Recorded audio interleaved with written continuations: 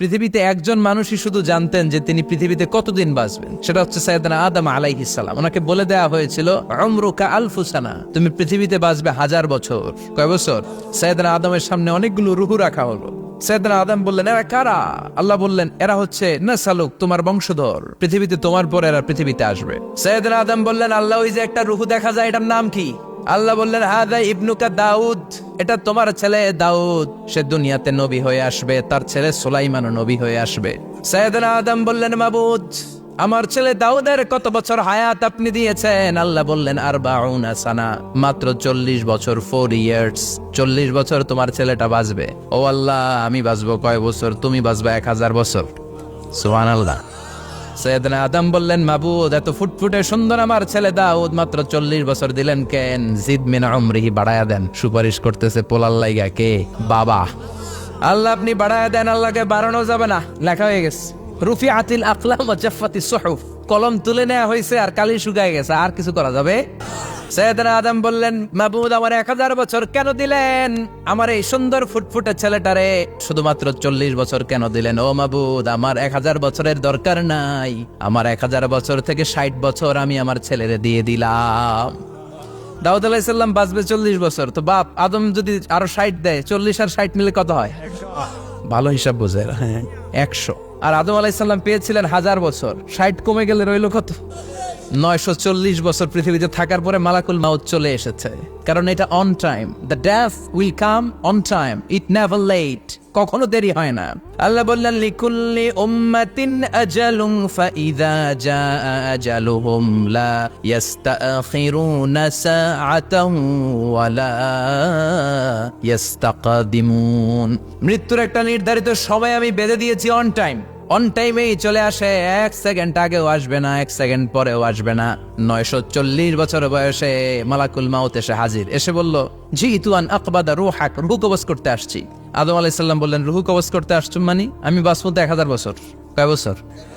মালাকুল মাউত বললেন, না না, ওই যে আগের কথা স্মরণ করেন, আপনি 60 বছর দিয়া দিছিলেন। কয় না, আমি দেই নাই, আমি আরো বাঁচুম, আরো 60 বছর পাওনা আছি, আমি দেই নাই। মালাকুল মাউত বললেন, আপনি দিয়েছেন? আদম বলে, দেই নাই। মালাকুল মাউত বলে, আল্লাহ ঘটনা দেখেন, দিয়া কয় দেই নাই। আল্লাহ কয়, থাক, কথা কইস না, আয়া পর। নাসিয়া আদম ফানাসিয়া বানু, ভুলে গেছেন উনি। আমরা ভুলে যাই, আমরা খেয়ে বলছি খাই নাই, নিছিলাম পকেটে, কয় নেই নাই। এরকম ডাকাইত আছে না নাই? নাসিয়া আদম ফানাসিয়া বানু, বিশ্বনবী বললেন, আদম ভুলেছে তো তার সন্তানরাও ভুলে যায়। জাহাদা আদম ফাজাহাদাত যুররিয়াতু, আদম অস্বীকার করেছে, তার সন্তানরাও অস্বীকার করে। সেদিন থেকে আল কিতাব ওয়া শুহুদ, মানে লিখে রাখার সিস্টেম আর সাক্ষীর সিস্টেম চালু হয়েছে। সুবহানাল্লাহ পড়েন। 940 বছর বয়সে মালাকুল মাউত এসে আদম আলাইহিস সালামের রূহ নিতে পারে নাই। উনি 1000 বছর যখন হয়েছে, সাইয়েদনা আদম আলাইহিস সালামের রূহ কবজ করেছে। যেই দিন পৃথিবীর প্রথম মানব, প্রথম নবীর রূহ মালাকুল মাউত দুনিয়া এসে কবজ করেছে, ওই দিনটাও ছিল জুমাবার। আল্লাহু আকবার। আবার বিশ্বনবী বললেন, লা তাকুমুস সাআ ইল্লা ফি ইয়াউমিল জুমআহ, ইযা যুলজিলাতিল আরদু জিলজালাহা ওয়া আখরাজাতিল আরদু আসকালাহা, ইযা রুজ্জাতিল আরদু রাজ্জান ওয়া বুসাতিল জিবালু বাসসা। কিয়ামতের দিন পৃথিবীটাকে একটা প্রকম্পন দিয়ে কাঁপিয়ে দিবে কে? মারাত্মক একটা ঝাঁকুনি দিবে আল্লাহ, পুরো পৃথিবীটা কেঁপে ভেঙে চুরে খান খান হয়ে যাবে। এই ঝাঁকুনি আর আর্থকোয়েক, ভূমিকম্প এর ঘটনাটা যেদিন ঘটবে, ওই দিনটাও হচ্ছে জুমার দিন। কারণ দিন নয়, ফিহি খালাকাল্লাহু আদম, এই জুমার দিনে আল্লাহ তাআলা সাইয়েদনা আদম আলাইহিস সালামকে তৈরি করেছে। বিশ্বনবী বলেন, লাম্মা খালাকাল্লাহু আদম ওয়া কানা তুলুহু 60 যিরাআন, আল্লাহ তাআলা যখন আদম আলাইহিস সালামকে তৈরি করলেন, 60 হাত লম্বা করে তৈরি করলেন। আর আমরাও যারা জান্নাতে ঢুকবো, আমাদের আকৃতি থাকবে 60 হাত লম্বা। আল্লাহ সাইয়েদনা আদমকে তৈরি করলেন এই জুমার দিনে। আবার সাইয়েদনা আদম আলাইহিস সালামকে পৃথিবীর বুকে তিনি পাঠিয়ে দিয়েছিলেন এই জুমার দিনে। সুবহানাল্লাহ। কুলনা হাবিতু মিনহা জামিআ, ও Adam, go down with your wife, তোমার স্ত্রী হাওয়াকে নিয়ে পৃথিবীতে নামো। সাইয়েদনা আদম আলাইহিস সালামকে আল্লাহ তাআলা পাঠিয়েছিলেন শ্রীলঙ্কার একটা পাহাড়ে, অ্যাডামস পিক। ওখানে ঐতিহাসিকভাবে প্রমাণিত, এটা হাদিসে নেই, কুতুবুত তারিখে এসেছে। শ্রীলঙ্কা একটা পাহাড় আছে, কলম্বো থেকে অনেক দূর। ওই পাহাড়ের চূড়ায় সাইয়েদনা আদম আলাইহিস সালামের ফুটপ্রিন্ট আছে। ফুটপ্রিন্ট মানে পায়ের ছাপ। সুবহানাল্লাহ পড়ো। এটারে বলে ফিঙ্গারপ্রিন্ট। এটারে কি বলে? পায়ের গুলারে একজনের আঙ্গুলের ছাপের সাথে একজনের আঙ্গুলের ছাপের মিল নাই। শুধু তাই না, আমার এই আঙ্গুলের সাথে এই আঙ্গুলের ছাপের কোনো মিল নাই। আয়াহসাবুল ইনসানু আল্লান নাজমা ইযামা বালা কাদিরিনা আলা আন নুসাউইয়া বানানা। আল্লাহ বলেন, গোলাম তুমি মনে করেছো তোমার হাড্ডি গুড্ডি পচে যাবে, তোমাকে আমি একত্রিত করে আবার বানাতে পারবো না? বানানো তো অনেক দূরের কথা, আমি তো তোমার আঙ্গুলের ছাপগুলো সংরক্ষণ করে রেখেছি। চিল্লায় পড়েন আল্লাহু আকবার। 1880 সালে স্যার ফ্রান্সিস গাল্টন নামে একজন বিজ্ঞানী, তিনি আবিষ্কার করেছেন যে আমাদের আঙ্গুলের ছাপগুলো আলাদা, ফিঙ্গারপ্রিন্ট আলাদা। এই 10টা আঙ্গুলের একটার সাথে আরেকটার কোনো মিল নাই। এই পৃথিবীতে যদি 600 কোটি মানুষ হয় তাহলে 6000 কোটি আঙ্গুল, একটা আঙ্গুলের সাথে আরেকটা আঙ্গুলের ছাপের মিল আছে? যারা সিগনেচার দিতে পারে না এরা কি দেয়? টিপসই দেয়। সুবহানাল্লাহ। কি ম্যাজিক আল্লাহ আঙ্গুলে রেখে দিয়েছে, একটা আঙ্গুলের ছাপের সাথে আরেকটা আঙ্গুলের ছাপের মিল নাই। এখন এই বায়োমেট্রিক অথেন্টিকেশনের জন্য অনেক জায়গায় দিতে হয়। ইমিগ্রেশন পাস করবেন, গিভ ইউর ফিঙ্গারপ্রিন্ট। ভিসা করবেন, Schengen visa, European visa, provide your fingerprint first. Canadian এম্বাসিতে গিয়েছিলাম, সব আঙ্গুলের আলাদা আলাদা ফিঙ্গারপ্রিন্ট রেখেছে। এখন এটা অথেন্টিকেশনের জন্য সিকিউরিটি পারপাস খুব গুরুত্বপূর্ণ। কিন্তু 1500 বছর আগে, 1880 মানে কি 200 বছর তো না, 200 বছর আগে বিজ্ঞানীরা আবিষ্কার করলো। 1500 বছর আগে সূরাতুল কিয়ামার ভিতরে ফিঙ্গারপ্রিন্টের কথা বলেছে কে? আর পায়েরটারে বলে ফুটপ্রিন্ট। এটা প্রাণীদের ক্ষেত্রে প্রযোজ্য, কারণ প্রাণীদের আঙ্গুল নাই, আছে? ওদের আছে পা। বাঘের কয় পা? 4 পা। বাঘের হাত কয়টা? হাত নাই, ওদের পা, ফলে ওদের ফুটপ্রিন্ট লাগে। সুন্দরবনে কয়টা বাঘ আছে এটার একটা হিসাব আছে। কি করে বলে, কেমন করে হিসাব করে? বাঘের কাছে যে গুনে, চেহারা তো একরকম, একটারে 3 বার গুণ। কথা গণ কিভাবে গণে তাহলে? বাঘসুমারি হয় কিভাবে? ফুটপ্রিন্ট, পায়ের ছাপ। একটা বাঘের পায়ের ছাপের সাথে আরেকটা বাঘের পায়ের ছাপের কোনো মিল নাই। আবার কাবা ঘরের পাশে একটা ছোট্ট জায়গা আছে, এই জায়গার মধ্যে রব্বুল আলামিন সব নবীদের পিতা সাইয়েদনা ইব্রাহিম আলাইহিস সালামের ফুটপ্রিন্ট রেখে দিয়েছেন। ওয়াত্তাখিযু মিম মাকামি ইব্রাহিম মুসাল্লা। সাইয়েদনা ইব্রাহিমের দাঁড়ানোর জায়গায় তোমরা নামাজের জায়গা করে নাও। আল্লাহু আকবার। সাইয়েদনা ইব্রাহিম আলাইহিস সালামের পায়ের ছাপ আছে কিন্তু মাকাম ইব্রাহিম। আর সাইয়েদনা আদম আলাইহিস সালামের পায়ের ছাপ আছে অ্যাডামস পিকে, শ্রীলঙ্কার ওই পাহাড়ে। তো যেদিন আদম আলাইহিস সালামকে আল্লাহ ওখানে পাঠিয়ে দিয়েছিলেন, ওই দিনটা ছিল জুমার দিন।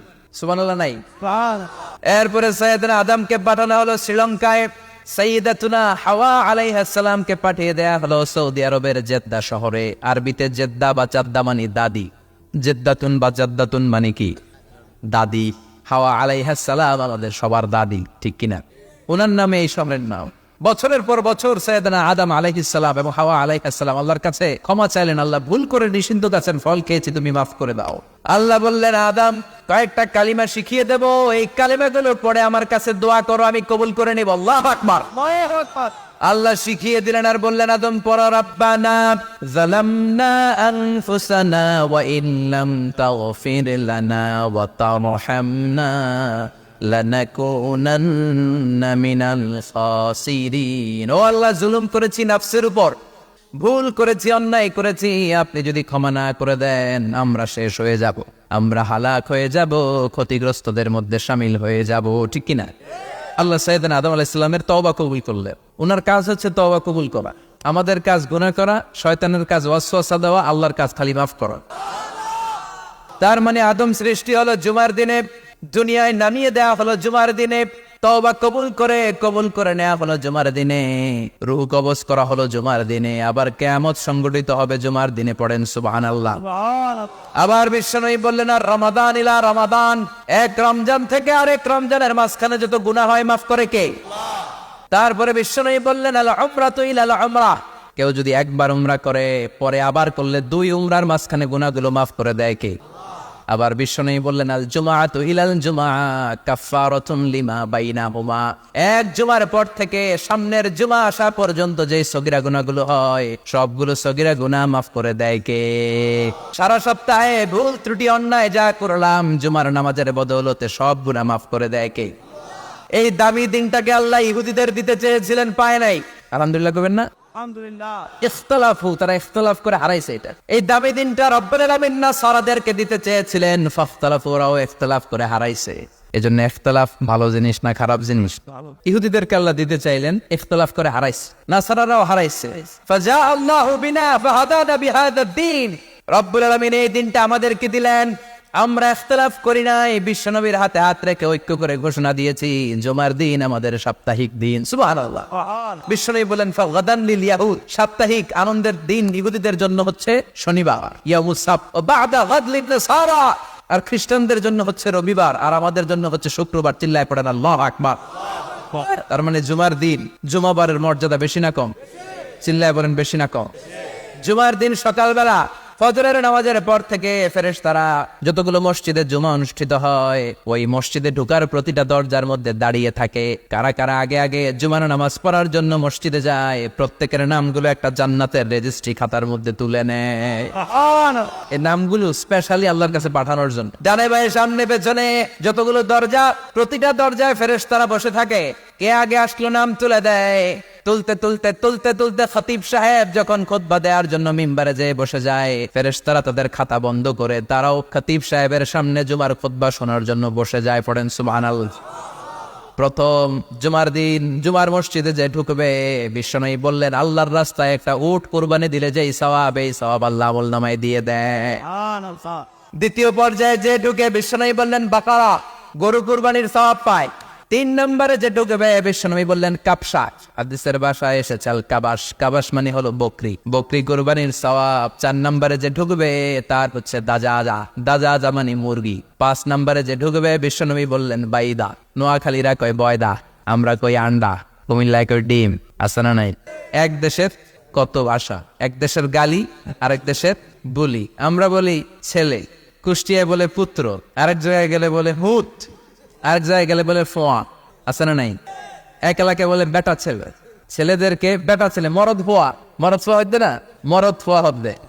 আহা, কি ভাষার বৈশিষ্ট্য। তো যেটারে আমরা বলি ডিম, কোথাও বলে আন্ডা, কোথাও বলে বয়দা। তো এই বয়দা আল্লাহর রাস্তায় দান করে দিলে যেই সওয়াব, পঞ্চম ব্যক্তি ওই সওয়াব পাবে। এই 5 জনের পরে আর লেখালেখি নাই, বাকিদেরটা নরমাল এন্ট্রি করে সব ফেরেশতারা খুতবা শোনার জন্য বসে যায়। সুবহানাল্লাহ। তো জুমার দিনে আগে আগে যাবেন তো?